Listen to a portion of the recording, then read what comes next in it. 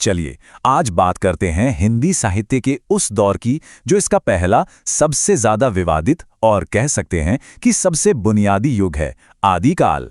तो शुरुआत ही उस एक सवाल से करते हैं जो इस पूरे दौर को ना एक पहेली जैसा बना देता है। सवाल ये है कि आखिर क्यों इतिहासकार इस एक ही समय के लिए इतने सारे अलग अलग नामों पर बहस करते रहे हैं।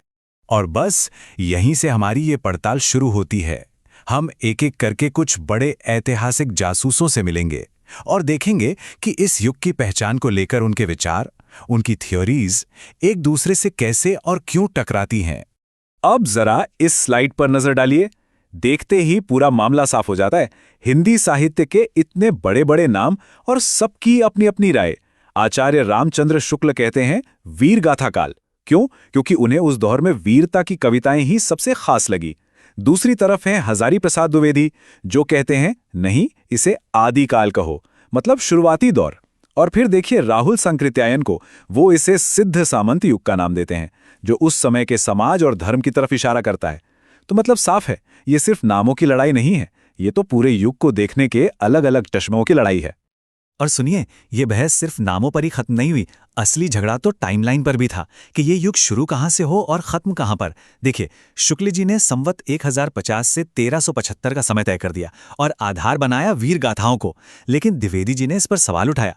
उनका कहना था कि ये दायरा बहुत छोटा है, इसे 10वीं से 14वीं सदी तक खींचो, ताकि इसमें सिर्फ राजाओं की बड़ाई ही नहीं बल्कि हर तरह का लिटरेचर शामिल हो सके। तो ठीक है, नामों और समय के इस विवाद से अब जरा आगे बढ़ते हैं और सीधे सबूतों को देखते हैं।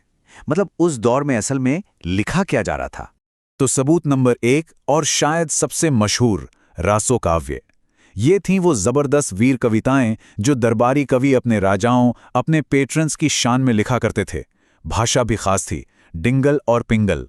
और जैसा कि हम पहले ही बात कर चुके हैं, इसी लिटरेचर ने आचार्य शुक्ल को इतना प्रभावित किया कि उन्होंने पूरे युग का नाम ही वीर गाथा काल रख दिया। लेकिन रुकिए, कहानी इतनी सीधी नहीं है। इसी दौर में एक बिल्कुल ही अलग दुनिया फल फूल रही थी, सिद्ध साहित्य की दुनिया। ये वज्र यानी बौद्ध धर्म से निकली एक रहस्यमयी मिस्टिकल पोइट्री थी, जिसे 84 सिद्धों ने रचा था। मजे की बात यह है कि ये बाहर की लड़ाइयों की नहीं बल्कि मन के अंदर की लड़ाइयों की बात करती थीं। और इनकी भाषा, उसे संध्या भाषा कहते थे। मतलब ऐसी भाषा जिसके दो मतलब निकलते थे, एक जो सामने दिखता था और दूसरा जो बहुत गहरा छिपा हुआ होता था। और फिर इसी सिद्ध परंपरा में से एक और धारा निकली, नाथ साहित्य।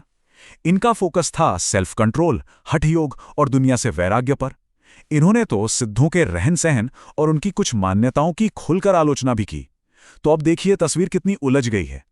एक ही वक्त में राजा की तारीफ भी हो रही है, मन के अंदर की खोज भी और योग साधना भी।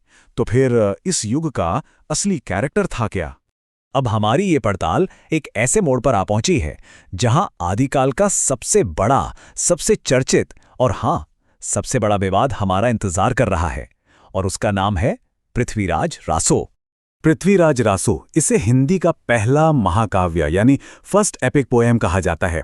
माना जाता है कि इसे राजा पृथ्वीराज चौहान के दोस्त और दरबारी कवि चंद बरदाई ने लिखा था। अब ये कोई मामूली किताब नहीं है। इस एक ग्रंथ का वजूद ही ये तय करता है कि हम उस पूरे युग की लिटरेरी अचीवमेंट को कितना ऊंचा आंकते हैं। तो असली सवाल और सबसे बड़ा सवाल ये है, क्या ये ग्रंथ वाकई उस युग की सबसे बड़ी साहित्यिक धरोहर है या फिर सदियों बाद गढ़ा गया एक शानदार धोखा?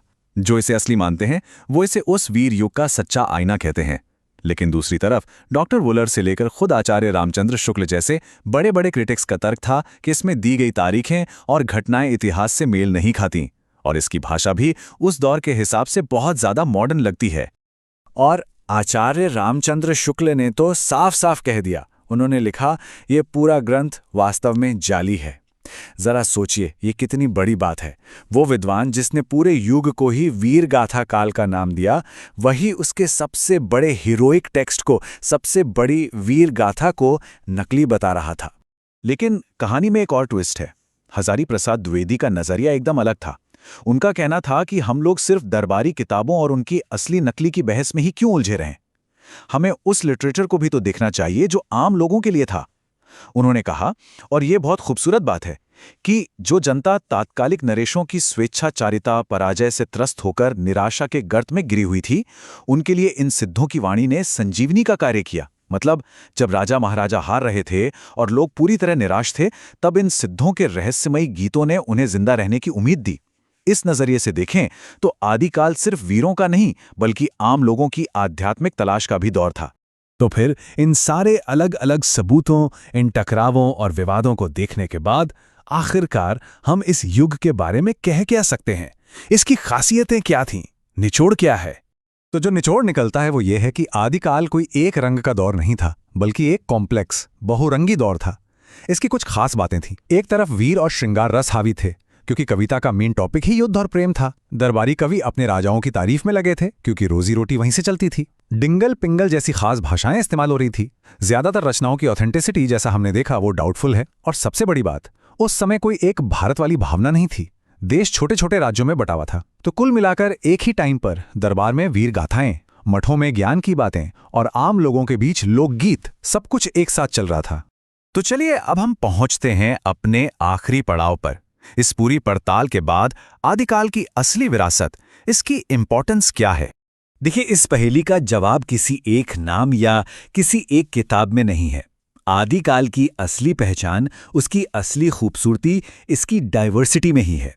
ये वो शुरुआती भट्टी थी, वो क्रूसिबल था, जिसमें कई भाषाएं, कई दर्शन और कविता के न जाने कितने रूप एक साथ पक रहे थे। कहीं वीर महाकाव्य तो कहीं रहस्यमयी दोहे। असल में यही वो बीज पड़े जिनसे आगे चलकर हिंदी साहित्य का इतना बड़ा पेड़ खड़ा हुआ। और आखिर में ये हमें एक बहुत बड़े सवाल के साथ छोड़ जाता है। आदिकाल पर ये जो पूरी बहस है, ये हमें दिखाती है कि इतिहास सिर्फ वो नहीं होता जो हुआ था। इतिहास ये भी है कि हम उस गुजरे हुए कल के बारे में कौन सी कहानियां सुनाना चुनते हैं। तो सवाल ये है, इतिहास तथ्यों का एक कलेक्शन भर है या उसे समझने और समझाने की एक कहानी?